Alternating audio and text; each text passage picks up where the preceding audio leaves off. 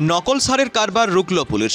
বিগত 3 মাস ধরে পুলিশের চোখে ধুলো দিয়ে রমরমিয়ে চলছিল নকল সারের কারবার, কিন্তু শেষমেশ পুলিশের হাতেই ধরা পড়ল নকল সার কারবারিরা।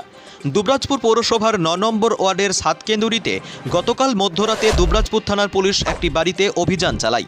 সেখান থেকে পুলিশ 134 বস্তা ভর্তি নকল রাসায়নিক সার উদ্ধার করে এবং নকল সার প্রস্তুতকারক দুজনকে গ্রেপ্তার করে। ধৃতদের নাম শেখ আইনুল ও শেখ সাত্তার।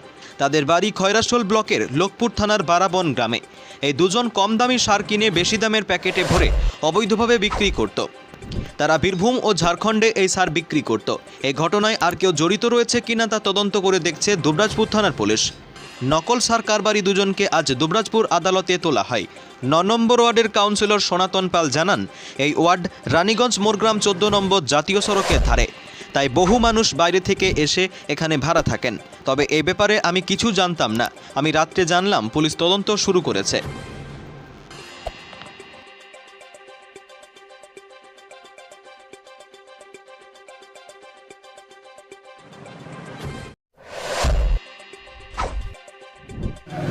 এ সম্বন্ধে আমি কিছু জানি না। আমি কালকে যখন গভীর রাতে যখন পুলিশ এসছে, তারপরে আমার কাছে শুনতে পাই যে এই ঘটনা। আমি আগে জানতাম যে রকম রকম লোক এখানে ভাড়ায় থাকতো, তারপরে আবার চলে যেত। আর ওটা কি আছে, হাই রোডের অনেক পিছনে বাড়ি।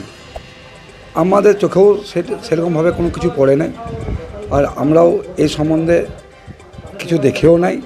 পুলিশ দেখেছে, তারপরে আমার কাছে খবর এলো, তারপরে আমি সেই টাইমে আমি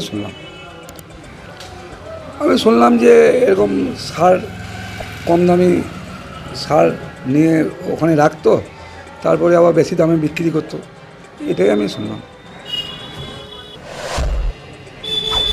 পুলিশ দুজনকে গ্রেপ্তার করেছে। পুলিশ আইনত যে ব্যবস্থা হয় সেই ব্যবস্থা পুলিশ করবে।